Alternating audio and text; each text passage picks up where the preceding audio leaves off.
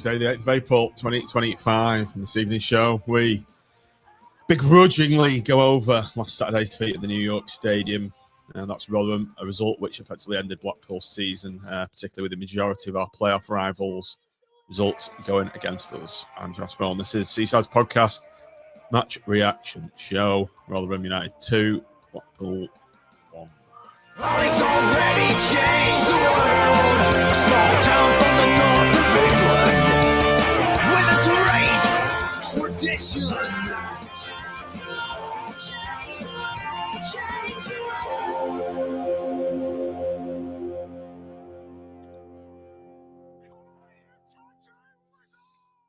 Good evening, everybody. Welcome back to the Seaside's podcast on a Tuesday. Not enough willing volunteers, participants for the panel on Monday. I don't think even one was up for it. Such was the lethargy and the despondence after the performance at the New York Stadium. But the two Matts, Messrs Jones and Smith, have kindly punched their clocks, and it's like going to work, isn't it, gents, doing this?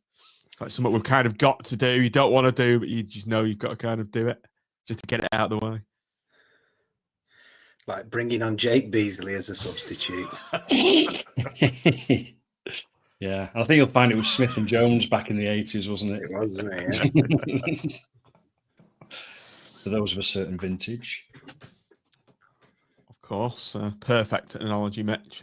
Good to have you back, and all the analogies have been sadly missing in your absence. So I want at least 5 this evening. So, I don't know about analogies, but I've got a good stat for later. Need to dig out the Mitch's stat attack graphic. 2 people in the comments. Evening, Tony. How are you doing? And Bisons. Oh, Lee's arrived.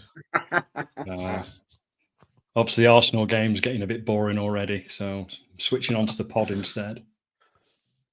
I was always thinking this is something they could have on kind of in the background while watching the Champions League. Well, but it's not legitimate. Arsenal shouldn't be in the Champions League. I've said this in the chat. They shouldn't be in the Champions League. They cheated the way to promotion by financial shenanigans, sometimes around just after the First World War. They were promoted into the First Division, even though they'd finished 5th.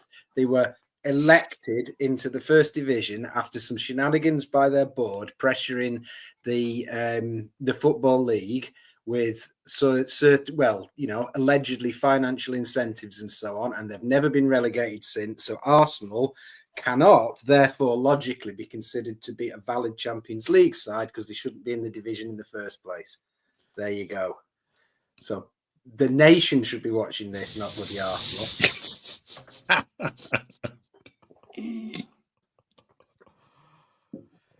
Maybe they went up instead of us, so it should be us versus Real Madrid this evening. You want to check that out on your stats? Who did they go up in place of in that year?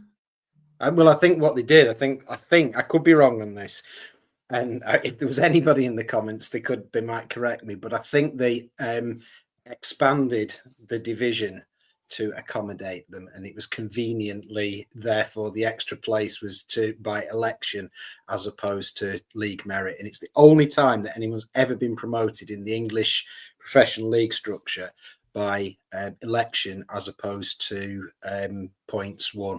Obviously the non-league used to be like that. Non-league's the Football League, but it's the only time that that's ever happened. And this is exactly why you're tuning into the Seasiders podcast and not the European Champions League Arsenal versus Real Madrid game. You don't get that from Micah Richards, do you? Certainly don't. Oh, you're in the Bolton, they're losing. Oh, it's back on. It's back on. It's back on. It's back on.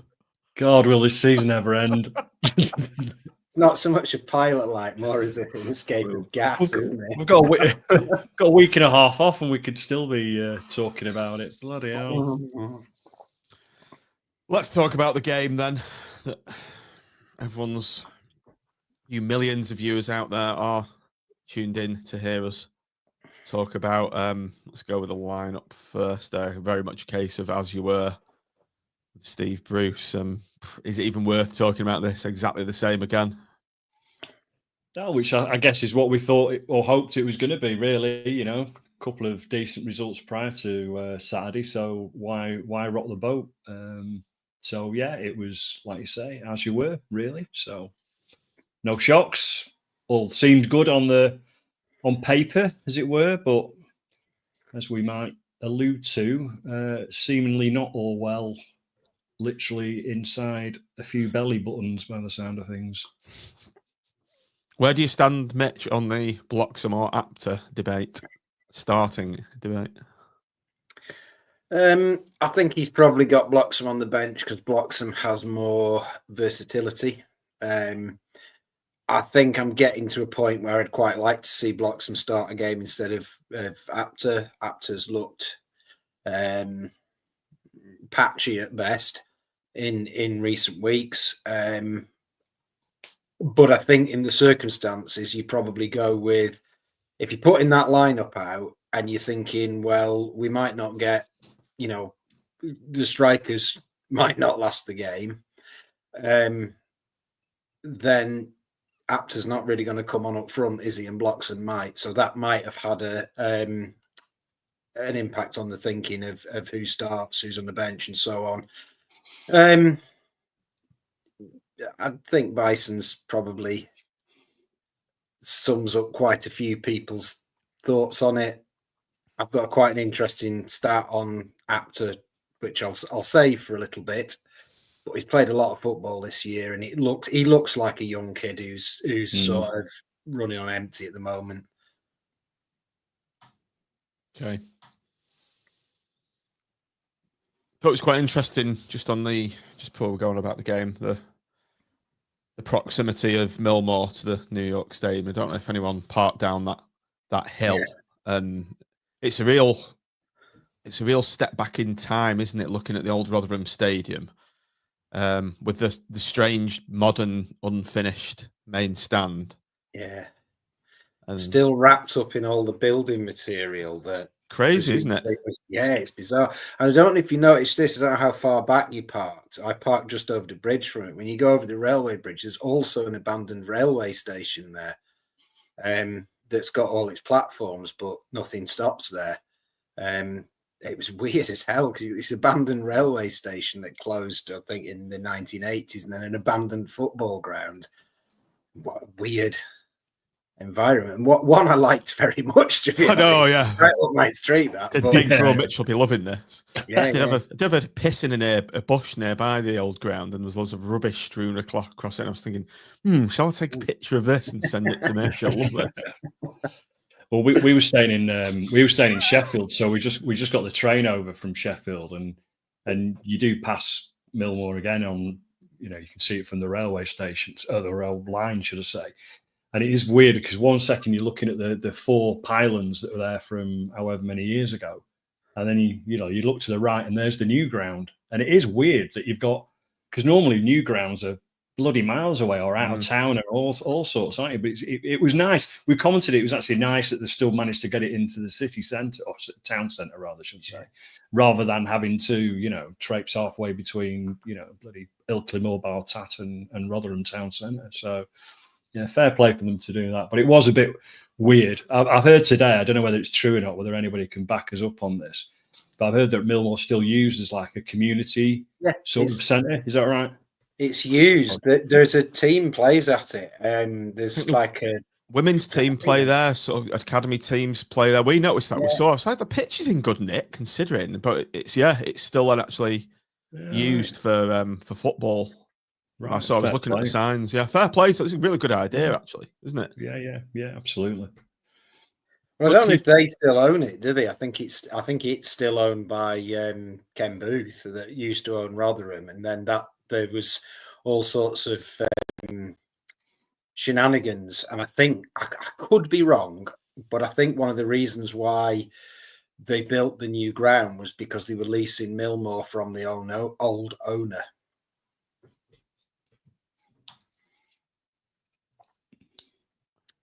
And I liked the fact they still got the original floodlights.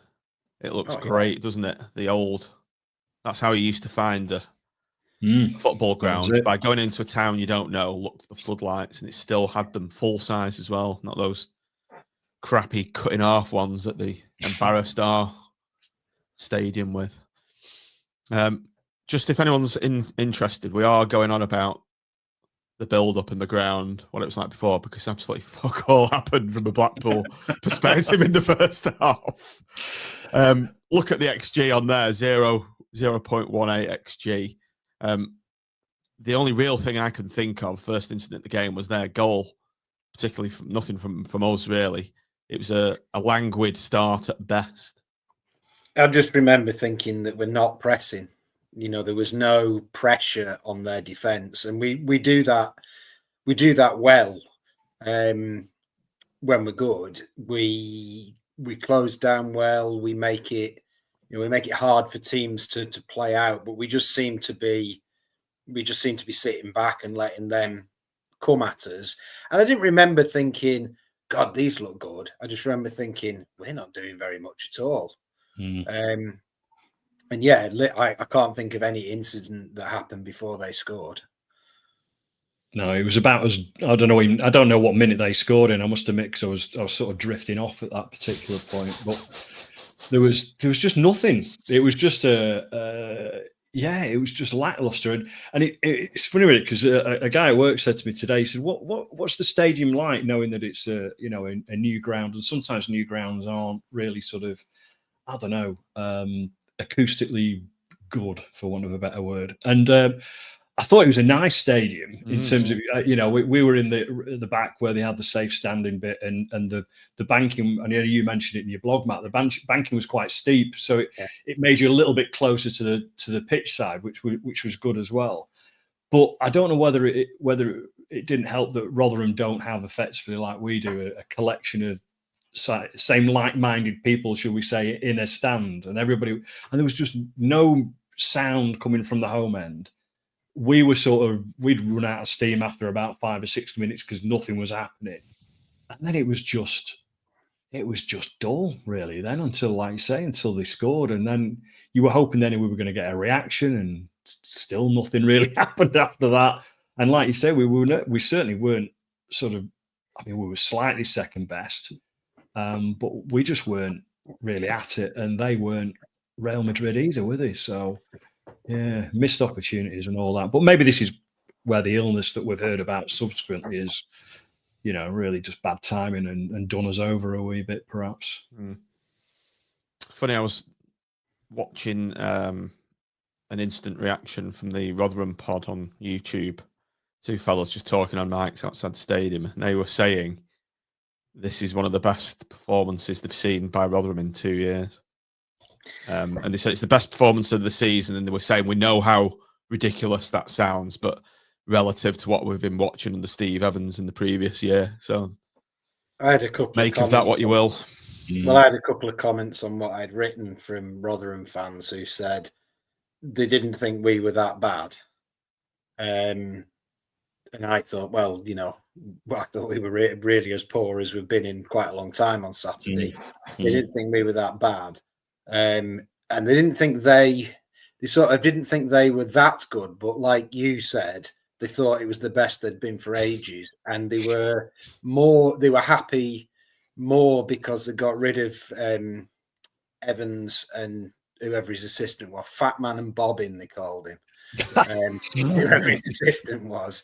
And they were just saying it was nice to see them playing to a plan. It was nice to see them, with a sense of players in a formation and sort of some team play. So it must have been really crap if that was the highlight of the season. Because they were competent enough, weren't they? But they were nothing special. No. I mean, they weren't as easy on the eye as Reading in the first half, and they certainly didn't look that threatening. It was only our inability to, like you say, close them down and make any sort of impression on the game that sort of, got them into it, really. And, the goal itself was probably, I don't know, it didn't really look like they were going to score in open play, even though we were second best, So a long throw and a bit of a screw up at the back was just about typical of how we were looking to concede, really, or how they were going to score, certainly. What a save by Tyrer, though. Tyrer's really dragged us out of the. Well, he saved his defence, which was frankly poor for the not once clearing it once, twice, 2 free headers. Tyrer's made an absolute worldie of his save coming off, save with his legs, and the defence still hasn't learnt the lesson. They just stand there watching. Guy nearest the ball completely untracked, knocks it in. So if you're Tyrer, you've got really pissed off in that situation. Yeah, I mean, he did pull off a worldie of a save, didn't he? And like you say, he was the only one that was reacting. You know, nobody else was. I don't know. They were just rooted to the spot. It seemed, didn't they? And actually on both goals, really. But you know, that's not the first time that's happened this year, is it? With people have snuck in at the back post and you know, or got headers in, or whatever the case may be. So yeah, definitely work still to be done there.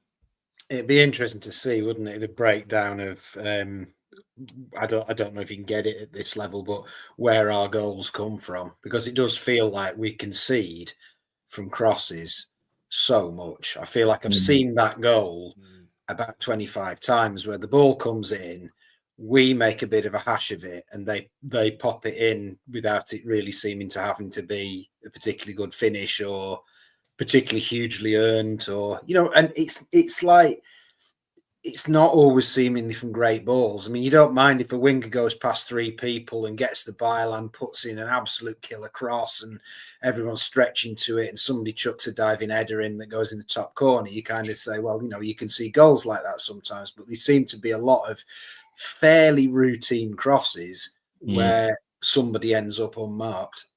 Yeah, I think you're absolutely right. I mean, there'll be 1 or 2, I'm sure, but I don't remember anybody really sort of, you know, going through as like knife through butter, to use that cliche, and you know, I was looking really, really on the ropes all the time. There's been a couple of games where we've obviously hung on and all the rest of it, and I can think about, you know, 20 minutes recently against Bolton where we were definitely having to defend, but the goals, like you say, that we can see generally are pretty much through a lot of our own doing, really, you know, or seemingly. It's not that we're playing against anybody that's absolutely ripping through us, but you know, that's an Achilles heel of ours, isn't it? And has been for some while.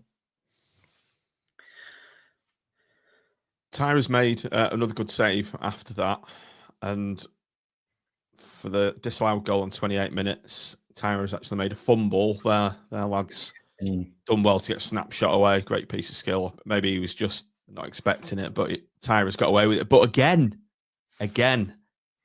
you'd think the defence would have learned from the first goal. They've just let their lad completely run free. No one tracking him. Knocks it into an empty net. I thought it was a goal, all ends up, and I thought this is it, game over, season over. But yeah, we got away with it, didn't we? Yeah, lucky, obviously, with it being offside. And it's funny, really, when you were just talking through that, I was just thinking that when I was a kid, in my, you know, illustrious child stroke into adulthood footballing career, and I was told as a defender, as I was, that when there was a guy who was shooting, as a defender, you go towards your own goalkeeper, so that if the ball did rebound, come off the post, the goalkeeper saved it, you were there to react, to do something. But that basic thing just doesn't seem to apply sometimes. I don't know whether it's just us or, you know, or whether that's just the way it's sort of perceived because that's how we're conceding goals. I don't know, but yeah, we just seem to be very much on the back foot in those sort of situations, don't we? I don't know if it's, I mean, this is just plucking something out of the air, but we don't have we have going forward, a good central midfield with a lot of creativity in it, but going the other way, we don't have a hugely combative central midfield. And I wonder sometimes if it often seems to be an extra man sneaking in, you know, is it all on the defence? You know, you say, well, the defence keep letting poor goals in, but is it on that balance of the team overall where we don't have that? You know, I'm trying to think of a few different players that you know, Southern, Vaughan, Marcus Bean, you know, whoever it is, that player that'll just kind of, he'll take as much from tracking and giving a last-ditch tackle as he will going the other way. That's not really our midfield, is it? No, it's definitely something we've all mentioned before, isn't it? That we need that, combative, stroke hard-working engine room type of midfielder to complement what we've got or to replace what we've got. Who knows what's going to happen in the summer, of course. Because it's not like we're conceding these goals from 6'7" strikers towering over our defenders and beating them in the air. It always seems to be someone left over at a set piece or whatever who doesn't get tracked, and then there's always you read the comments on Twitter or whatever, there's always an argument about it should have been Apter tracking him, it should have been Morgan, no, it should have been in. And at the end of the day, nobody is tracking them, and it always seems to be that spare man. So there we go. I'm available for coaching consultants. Bruce. That's right. That's the first goal's come from a set piece, hasn't it? And I was just watching it back. If you do, I know this is boring to quite a lot of people, but if you do zonal marking, that goal doesn't go in because that area is marked in a zone. But they don't do that anymore, though. It's not kind of an in thing to do, is it? No, I'm not a big fan of zonal marking, I must admit, but there's arguments for and against it, and I understand that. I'm more a bit old school, a bit Bruce, probably a bit old school, where you just got to pick a man up and stay with them. And however many times this season, there always seems to be somebody at the back post that's spare. So somebody's not doing the job. And whether that is the midfielder that we're talking about rather than the actual back 4 or 5 or whatever we're playing, that's up to the coaching team to sort out. And maybe it does come back to, just maybe not having the right people on the pitch that are just sort of naturally clued up like a Keith Southern Vaughan type would be, Yeah, good point. It's not a natural game, who knows? Lee Evans' departure, how much of an influence did that have on the game? Well, I think it had a certain influence on the game because it limited what we could then do. I think in that particular game, Evans, he looks rough. Even taking a free kick, all his free kicks were sort of like he couldn't kick the ball in the air. He looked rough, and I wondered if he was being dragged off in disgrace. Then when I found out he'd been really quite sick, I thought, yeah, well, okay, that makes sense. That's why he was playing so badly. But I think it then had an influence in the sense of Carey has been one of our most convincing attacking players in this run of winning 5 from 6. We lost Carey on that left-hand side because he had to come and sit in the 6. We then lost. Evans he's not the answer as a combative midfielder, but he does have a physical presence. He can't really get around. Yeah, he's a presence, definitely, and he's a voice and he's an organizer. So arguably we lost that as well a bit. But it just speaks to the fact that we didn't have any other option other than to drag Sonny Carey back from the sort of left-hand side auxiliary striker come number 10 role that he's been actually really good at, him sit him at 6, and then because we didn't have another midfielder, and that's just amazing, isn't it, really? And I think it probably did need to be done. If you can't play central midfield with looking like you're going to pass out, that's not possible, but it did definitely have an impact on the game. It is, you think back to January when we moved Norburn on, and obviously it would have been a natural sort of replacement in those sort of circumstances. And we decided as a club to obviously go down the pound shop sort of thing with Onoma, who got injured again, and he's not going to be playing probably probably never be playing again for us. So who knows? And this is where we are. We're absolutely paper thin in certain areas, and I'm not saying we could have kept Norburn, but if you're going to get rid of Norburn, you do need somebody who's a bit more reliable, quite frankly. You could have had a younger version of Norburn in there from somewhere, somebody with legs, quite frankly, just to it's just the square peg in a round hole. And it's just a shame that, Carey has obviously been playing well, and, we're losing him from the left-hand side, like you say, and we're just sort of struggling there on, as we were anyway, but, it doesn't make it any easier at all, does it? It's just It's easy to say in retrospect, and it is a bit of a square peg in a round hole. But in retrospect, I wonder if we might have been best doing something a bit out of the blue and putting somebody like a Fire into central midfield. There we go. Bisons are just saying the same thing. But him in central midfield because he's pretty able. He's got an amazing engine on him, real pace. He'd break up play. And then you put on Gabriel, who out of all the substitutes is a reasonably competent footballer, and you don't lose the attacking threat that you lost. I don't think it's the first time with somebody, we as a panel and we on the chat have sort of suggested that in other times. I don't think it's actually ever happened though, has it? No. He's played right. He's either just been right back or centre off, hasn't he? When he first came in, he can play anywhere, Matt. Once an hour, he can play anywhere. Play goals to a job.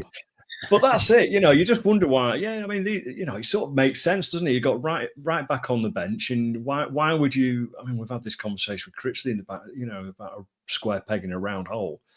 It's better to have one square peg than two square pegs, isn't it? Yeah. But anyway, technically, it's two square pegs, and it's a really bad fitting one as well because you're removing Sonny Carey's main attributes, which has been creating and scoring goals on the left-hand side. So you're nullifying him, so it's like a triple hit almost, that substitution. I think further criticisms can be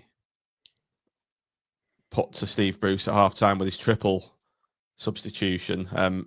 Is there something that's happened behind the scenes? Are all the strikers ill? Is that why it happened? But it was really strange for me to see both Fletcher and Ennis being... Ennis, if you remember, against Bolton, he went off with about 10 minutes to go when he looked like he'd pulled something. He went down, he looked like he'd done his hamstring or something, and he limped off. I don't know if it was cramp or whether he had tweaked something. I thought against Reading, he looked quite leggy. I didn't think he looked as smooth as he normally looks. And he stuck at it, and he got the toe on for the one of the goals. Anyway, he got an interception for one of the goals, didn't he? I think he got an assist for another. But I don't think he played particularly well. He didn't seem to have that turn of pace that he has. He didn't seem to be able to sprint away from people. And he barely touched the ball in the first half against Rotherham, and just nothing fell for him. So I could kind of understand why Ennis might have gone off, because he might have been, a game too far for him on the evidence of what I'd seen. But I didn't really understand why Fletcher went off as well, because Fletcher sort of ran round quite gamely, but nothing really came off for him. But I thought he was getting on the ball and in the game. So in that respect, I didn't really understand why they both went off. And I mean, Beesley and Bloxham, that's a striking partnership I never want to see again. Because Beesley, it really was, because Beesley had the game that Beesley had, and Bloxham just looked baffled by whatever he was supposed to be doing partnering Jake Beesley. He just looked like he had no idea. He just sort of stood there going, am I supposed to go? There was no link between the two of them at all. They were a horrendous partnership. It was horrible. It wasn't quite Beardsley and Lineker, was it, up front with it, or Dalglish and Rush or anything, was it? That's for sure. In fact, just going back to half time, we went outside at half time. I don't know about you, Matt, but it was bloody freezing in that away end, because it was a lovely day, but obviously all the sun was on the 3/4 of the other ground. And then we went out to the back of the concourse, and it was sunny, and it felt like it was 70 degrees or something. And a couple of my mates who I was with, and I was out in Sheffield that night, and I didn't want to go back to the wife half cut, so I thought I'll just be on my best behaviour. So I went to the bar, but didn't have a pint myself. And this was the highlight of the whole trip to Rotherham. This was like 2 minutes before 4 o'clock, and there was nobody at the queue. And I said, "Can I get 2 pints of lager and a Diet Coke or whatever I was drinking?" And she said, "Oh, yeah, we've just poured these 5, but do you want one of those?" She said, "Yeah, whatever, if it's ready poured, even better."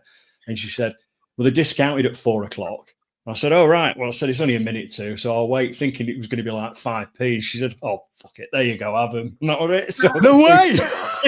yeah, two free pints at football. An absolute. I've never, ever, in 30-odd years of watching football and being able to buy a pint, had that in my life ever. So a round cost me £3 for a Diet Coke. There you go. Super. So that was it. That was it. And then, that highlight, and then went back onto this, and then it was like, oh, we've done 3 subs, but there you go. So anyway, those 3 pints, those 3 pints sugared the bitter pill of having to watch that first half. Well, they did for the 2 mates anyway. Yeah. Did anyone see or have?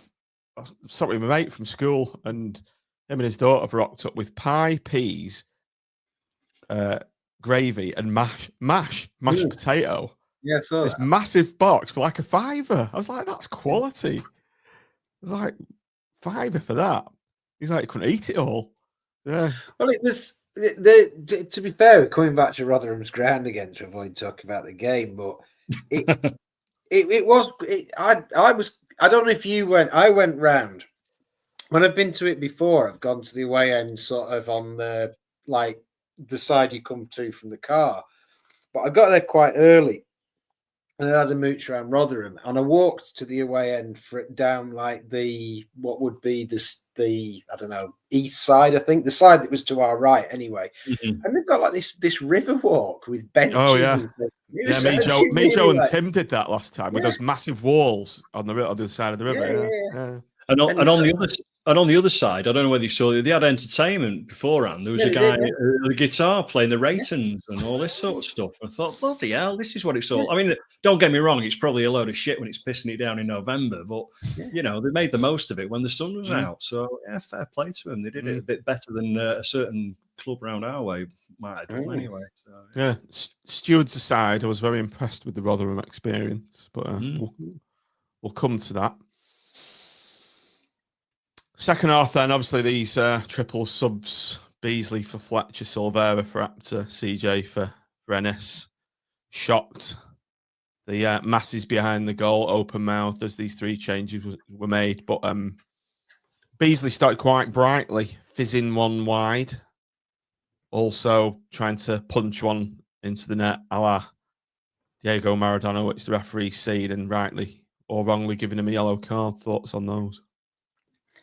I mean, we're going to slate him inevitably over the course of the next 10 minutes, but I thought he served a certain purpose in being a bit of a fulcrum for the attack. He gave us a focal point. He's shot that was actually really well wide at the time. I remember thinking, ooh, and then when I watched it back on the replay, it's about 10 yards wide. The best thing, though, that we've missed on that shot was the fact that it was from a CJ Hamilton knockdown. When have we ever seen one of those? Because Sonny floated it up to him, and I thought, why are you floating it to him? He's never going to. And he leapt like a salmon and knocked it down right into Beesley's path. And CJ, to be fair, was really lively for 10, 15 minutes. He sort of had a bit of a run on the fullback, and he got in a few times. He didn't really do anything with it when he got in, but we were opening up a bit more. And I thought Silvera also, who has been really anonymous when he's come on the last 3 or 4 times he's played, I thought he had a bit of an impact as well. He showed a bit of skill. He put probably the biggest thing with the Beesley's handball chance was Silvera with a really, really lovely sort of wrong foot cross that he kind of stunned across the box. That really, I mean, Beesley. I mean, how do you manage to handball a cross of that quality and not score? What was weird about that? If I remember right, I mean, it depends which angle you're at and all that. We were fairly high up, but he sort of headed like handballed it right by his forehead. Yeah, it's like he antlered it in. He antlered it in, didn't he? Yeah. I mean, for God's sake, you're talking like 2 inches off your forehead, man. Just fucking leap at it. If you miss it, you miss it, don't you? But oh dear. Diving header, Mitch. Diving header. Well, yeah. He's way out of form, and he knows his time's up with us. He knows he's not wanted. He knows he's not rated by the manager, and he gets to play 6 or 7 minutes once every 3 weeks. He's just way out of touch, way out of form, and that just shows, doesn't it? Yeah, it's mad really because before the Bolton game, I mentioned to somebody that I stood with, and he was like, if Beesley comes on, let's hope he has the same impact as he did when we played Bolton previous year, where he was like, who is this new guy we've got up front? And he played really, really well. But unfortunately, I think that was about it for that season, and he hasn't done anything this season. And just to fast forward to his sending off, if I may, because not a lot. Well, we will. I'll save it for later because obviously there's a little bit in between, isn't there? Well, yeah, he's missed a header he should have put in as well, if you remember. Silvera's whipped one in right into his head. You know those like sort of glancing headers where the centre forward's up, the big centre forward's up, glance it into the far corner. That's meat and drink to a striker of his kind of stature, of his type, a big Gaz type, but obviously a lot thinner and not as good. That's got to go in the back of the net. He's there to score chances like that. Well, he doesn't even get a touch on it, does he? And it's one of them where he gets everything right except making contact with the ball. He sort of leaps, does the flick, times the flick perfectly. Did he not contact the ball? I thought he did. No, I don't. Well, from where I've not seen this one back, but from where I am, it looked like he just completely sort of. Well, yeah, if it looks that good. I was thinking he must have headed it. Matt, I don't. Well, I was on the left on the side, so I had like the goal between me and him, but I read it as he hadn't got any contact on it, and just sort of the ball curled away. The ball didn't seem to divert at all. If he did get a contact, it was a very, very slim one. Matt, where do you stand on this hot topic? I'm sort of ahead. Well, I'm thinking it wasn't ahead because, like you said, the ball didn't divert or anything, and I think it was just maybe the angle of the cross that sort of deceived him or something. I don't know, but all he did really was just sum up his aerial ability or lack of. Anyone in the comments, let us know. Did he head it? Didn't he? I'm intrigued. We're really scraping the barrel, aren't we, tonight? We're going to have a live poll. If Nick was on, he wouldn't have any problem with us getting under the hour mark, I don't think. Just slag off Jake Beesley for a bit more, shall we? No, I mean, let's be fair, Beesley. There's worse, there's worse human beings and characters in the world. But I think really, for the sake of his career, he probably needs to go to I don't know, a Cambridge United or somebody or a League Two club and play regularly. And I think he'd probably go, if he can go to the right club, he'll probably be well liked by a fan base because he tries hard and he's a likable seeming player. But I've had enough of Jay Beesley now. Yeah. Okay, we scored a goal on 82 minutes, and I think this was the only way we were going to score via the penalty spot. Pens have been very few and far between for Blackpool this season. Quite fortuitous, almost. Well, it's funny really because quite frankly, and I'm not besmirching the good character that is Jimmy Shithousery husband, but James Shithousery husband.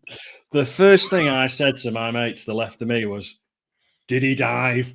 Because he's got a bit of a reputation for, going down easily in our own area and in the corner flag area and those types of things. And I just wasn't convinced that there was contact. And I've watched it back and I'm still not convinced there's contact. The camera angle is on the wrong side of the pitch, if you will. But obviously it wasn't a traditional dive in the traditional sense of how you see a dive. Good. That's because he's so good at his shit out. Yeah, that's right. Exactly. The legs taken out, like, oh. He just Did Jimmy purposely tangle his legs up with the defender? Because that's what it was. It was a tangle of legs and then going over like a tree being felled. Yeah. I've watched the extended highlights and there's 4 replays from different angles of that. In 2 of them, it looks like the guy's actually got the ball and Jimmy's gone over. In 2 of them, it looks like the guy's actually got the back of Jimmy's legs, so it's still inconclusive. You could show 2 of them and go, oh, God, no pen. What's the ref doing there? You could show 2 of them and go, nailed on pen. And I guess that's the expertise of the situation, isn't it? Really, because the ref was pretty well placed from what I could tell. I think he was just outside the area when he gave the penalty. So he's certainly within a good visual sort of area for it, but there was still that doubt over it. But obviously in the circumstances, Christ, we were most welcomed, for that, because that was just, there was no way, like you say, we were ever going to score out of open play, it seemed. So, and then of course when we did get the penalty, it was like, well, Evans has gone off. And that's it. Who else is going to take it? And was Sonny just holding it in the, the professional way now for, I don't know, Harry Tyrer to come up 100 yards and slot it in or protect the penalty spot? But, fair play to him. I guess he's the man in form on the pitch, isn't he, really? So, yeah. Fantastic pen. Drilled right in the corner. Keeper's gone the right way. Great technique from Sonny. Man in form. Sticking it away. Obviously, in the build-up before that, the Rotherham stewards have taken it upon themselves to chase down a Blackpool fan who's just celebrating the goal by just jumping, 2 yards onto the cinder track. It's not blocked off or anything, so he's just jumping around celebrating. All of a sudden, stewards have seen this. They were itching to get a bit of action, weren't they? So as soon as he stepped 2 or 3 paces over, jumped around, gone back, and all hell's broken loose, pretty much in front of me as well. I did capture it on camera. Not filming that, filming the pen. And one of them's put him in a headlock. I think 2 of them put in a headlock. Must have been about 15 to 20 of them. And Blackpool fans are there trying to stop it from happening.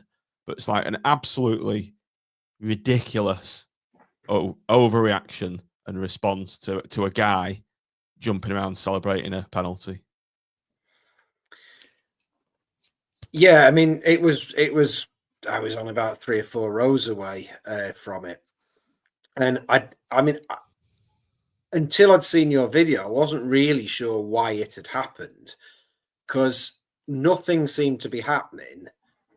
The penalty had been given, but nothing untoward seemed to have happened. And then all of a sudden, there were like 3, 4, 5 stewards just piled in, and there was a bunch of kids around there. I don't know if they were this guy's kids or not. There's a bunch of kids around there, and there was a woman, and they'd sort of scattered. And then this guy being like full on dragged out, like you'd drag somebody in mental asylum or something. It was kind of really, it was really weird because normally you can sort of see something's built up, or you can see when stewards go in like that, you can see that somebody's been, I don't know, standing on the seat and giving racist abuse to a goalkeeper or something. There's some reason that you've been aware of, but there was nothing that had kind of twigged there's something going on over there. There's some trouble over there.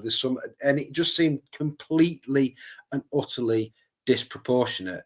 And it did look, when the 2 videos you've got where they're just in the edge, it looks very much as if, like you say, he jumps up, celebrates, and then on the second video, which is the pen, you can kind of see him being dragged out, and there's only about 15 seconds in between, so you can't really have done anything in that 15 seconds, and then it's ridiculous.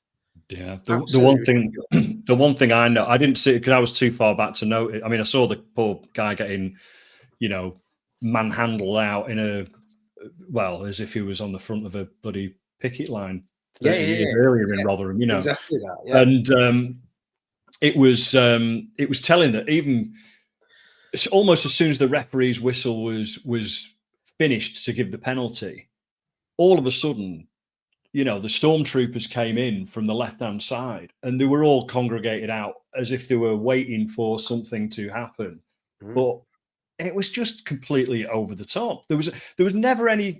I mean, if the guy went on the pitch, the green part of the pitch, obviously not just a little cinder track. I can understand them getting a little bit. That's fair enough. Whatever. You've gone on the pitch. That's you know what's going to happen, don't you? And if he's on the cinder track and he's not supposed to be there, well, either you do one or two things. You throw him back in like you do a fucking mosh pit in a gig, and you just say, "Just get back, you idiot."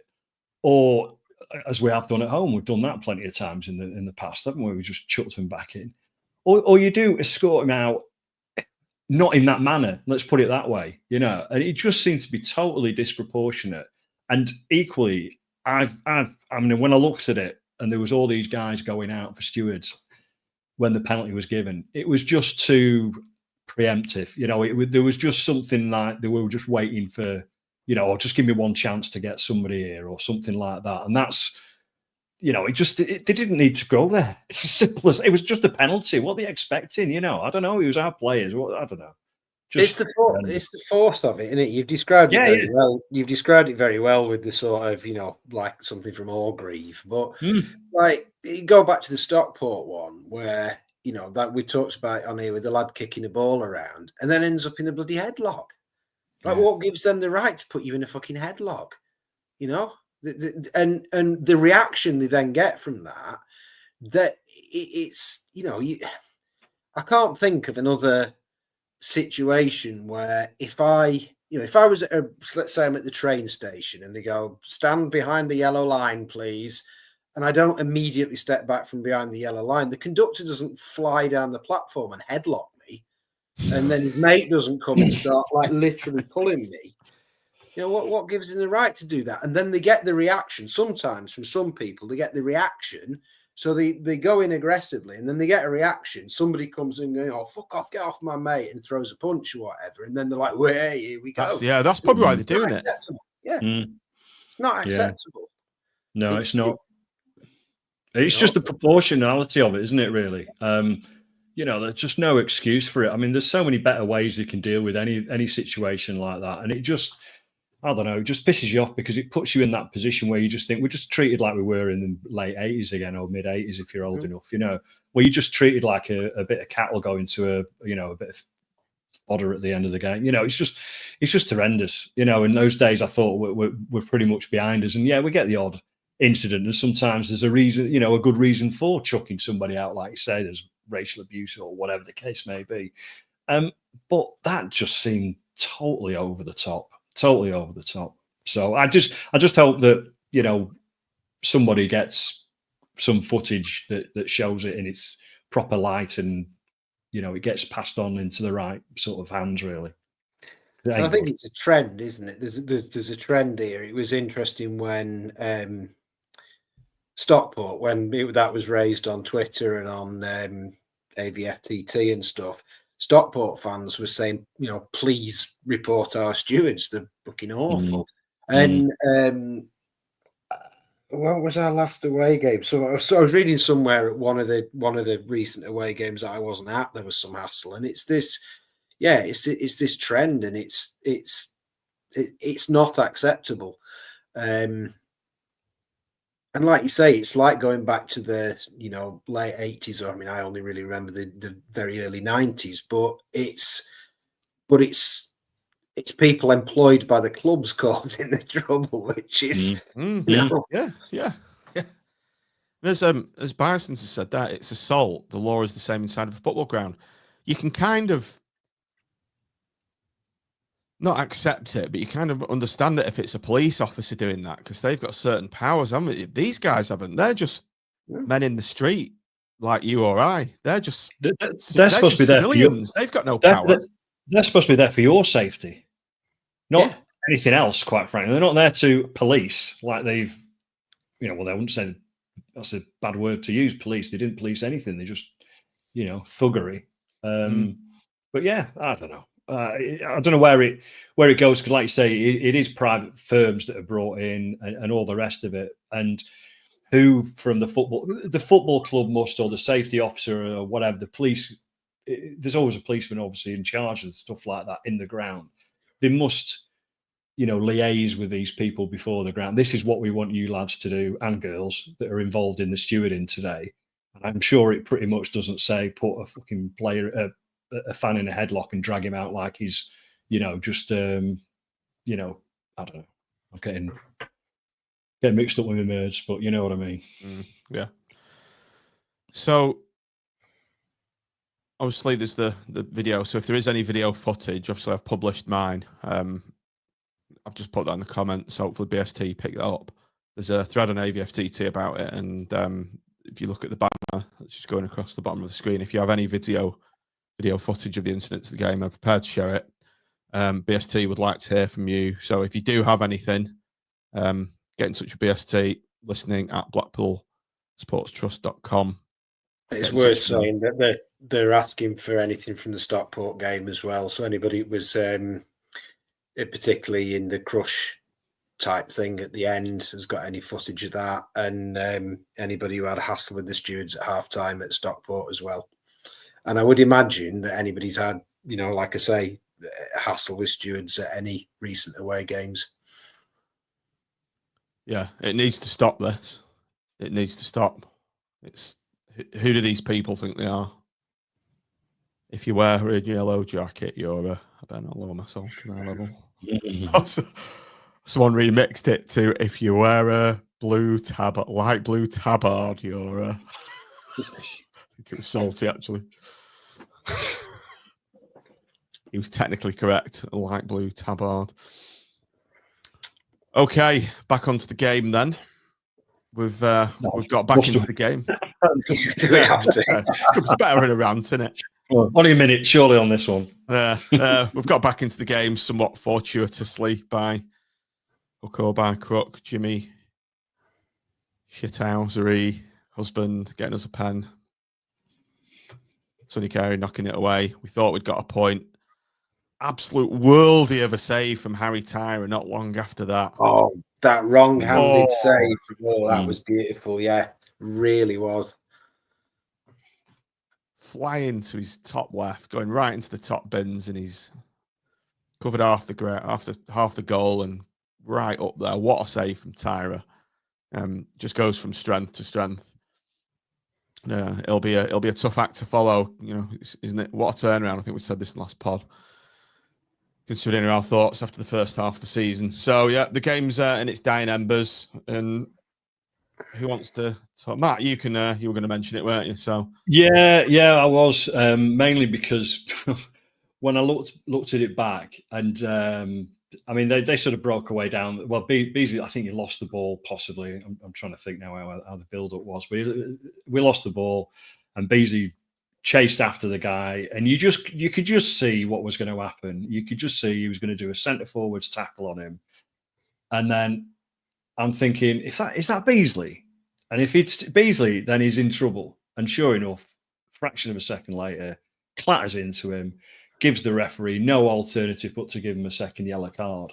And then when I did look back at it on the replay, and he was sort of on his knees begging that he was, there's no, God almighty, have some dignity, man, But he was begging not to be sent off. You wouldn't see Gary doing that, would you? But I think what it wasn't the fact that he probably knew that was his season over. He's got a 45-minute opportunity and he's properly fucked it up, and that's it. And that's his Blackpool career arguably over with. Whether he makes another, I don't know what he'll get for that, 3 matches perhaps. Whether he makes another appearance, who knows? But I think it was more that rather than the actual match situation that was probably going through his head, really. And and then when they scored off the bloody free kick as well, that was cherry on the cake, as the song goes, isn't it? So very, very disappointing end to a pretty disappointing game all around, really, wasn't it? Would have just go on, John. Go on, Mitch. Go on. I was just going to say, and the goal was just a variation on the same thing of, it was a goal from 1994, just lumped into the box, lad goes up, flicks it across, and it just seemed to just go past everybody really slowly with nobody getting to it and clearing, and then just come to a lad who was completely on his own. He just tapped it in the net, goal. Yeah. It's another one of those goals we concede where there's nobody at the back, is there? Whether it be left or right, it's just ridiculous. Mitch, I want to pull you up on one thing you said there. he said the lads jumped up and headed it across goal. I don't think he even did. I Did think he not even I've just watched this on replay because I didn't really pay much attention in the game. It's down the other end, but he's just completely unmarked. There's like 4 or 5 of them around him. He doesn't have to jump. He's just like got all the time in the world. Like, oh, I can just put a relaxed header to the back post. Header. Yeah, watch it. You'll be shocked. And I can Tyrer see even you got as a manager going into the dressing room going, what is this, lads? A relaxed header. But yeah, it was a sorry end to a sorry performance. Yeah, it was. And we'll just leave it at that. Yeah. Well, would you like my fun stat to finish off?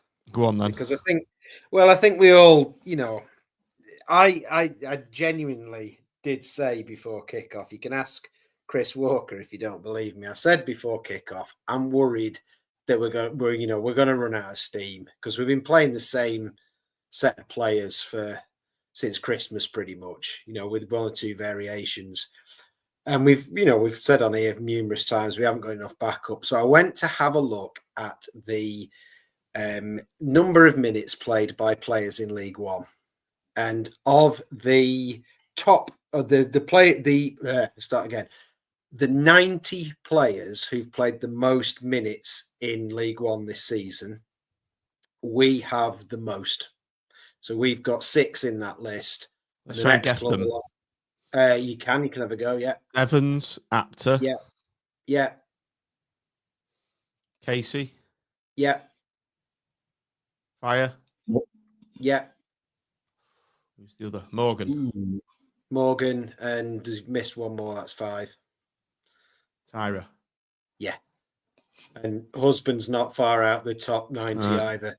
He's not far behind. So we are using less players more than pretty much every other club. And that's not always bad because, Wrexham and Birmingham have got a reasonable number in that list because, consistency breeds stuff. But we are literally using less players more than anybody else in the division. Not by miles, but there's some truth in that idea that we don't have the depth. And and I felt like it just looked like one game too many. We've completely run out of steam. Throw in the illness as well. No backup. Celevi. And that makes... Sorry, John, I was just saying that makes the loss even worse in a way because everybody knew that we had 10 days off or whatever it is now. Yeah. So it's like, oh, shit. Well, there you go then. That sort of sums it up, really. And of course, big away following, big disappointment. As night follows day. It was like Reading away last season, wasn't it?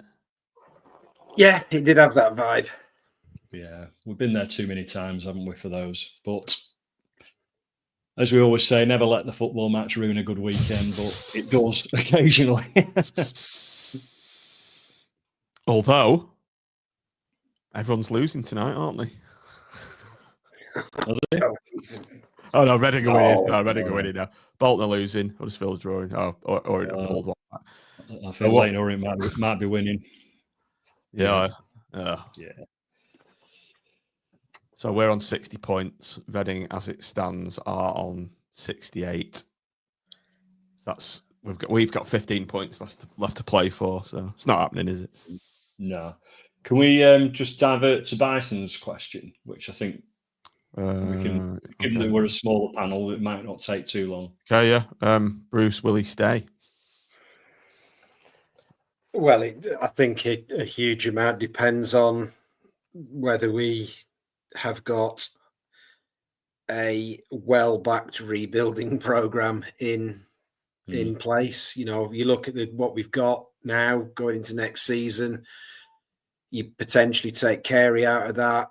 I mean, if I was Jordan Gabriel, I wouldn't particularly be wanting to stay either. So you might take him out of there as well, potentially. There's a hell of a lot of work to do there. Will Steve Bruce, if we don't get that right, if we don't go in and really potentially not only reinvest the money we've got for Kyle Joseph, but also have a go at investing in building another new set of assets, you've got to wonder if Bruce is really going to be up for floating around 13th, 14th, 15th, 16th in League One. And he's also not stupid. He's been around enough clubs where there hasn't been the money, there hasn't been the situation. He's had enough time studying on touchlines, being shouted at and having cabbages thrown at him. And I can't see him particularly wanting at this stage in life to be that. I think he wants to be here and to do a positive job and to, have some success and see out his career in a positive way and enjoy himself. I think that's the impression I get from him. He wants to work hard, but he wants to work hard in the right circumstances. So the question really is, will Sadler back what Bruce wants, not will Bruce stay, isn't it? That's the underlying question. Yeah. And there's only one man can answer that. I think yes, he will back him. And you know why?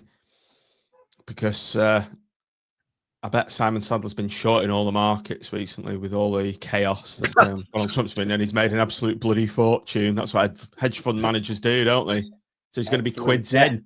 So come on, Simon. Get your winnings out.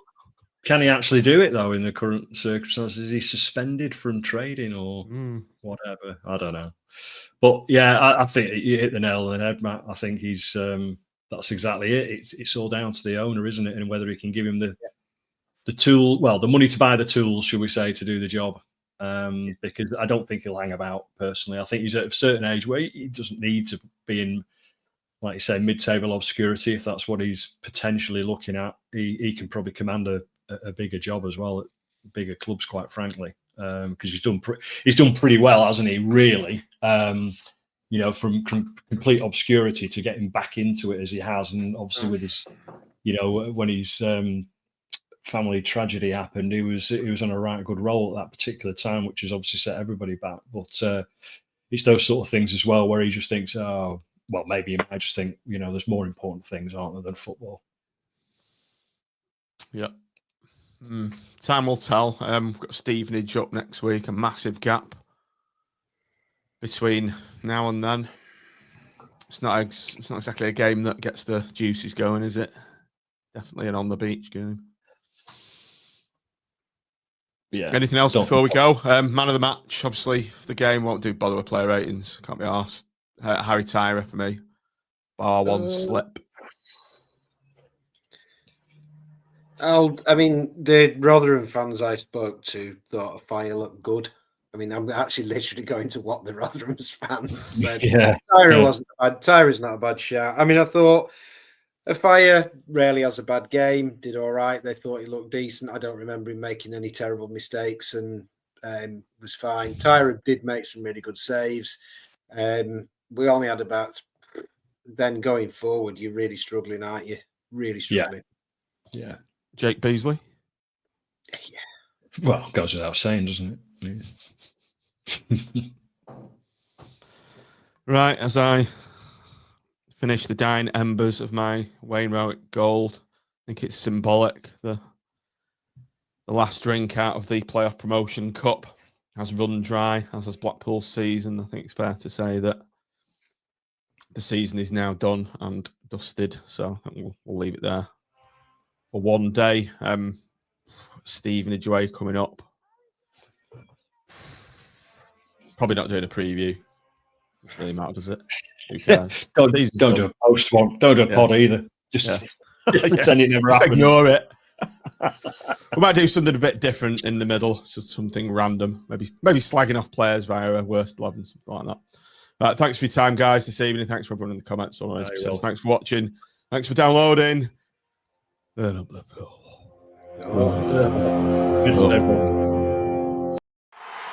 involved in two. Can he make three?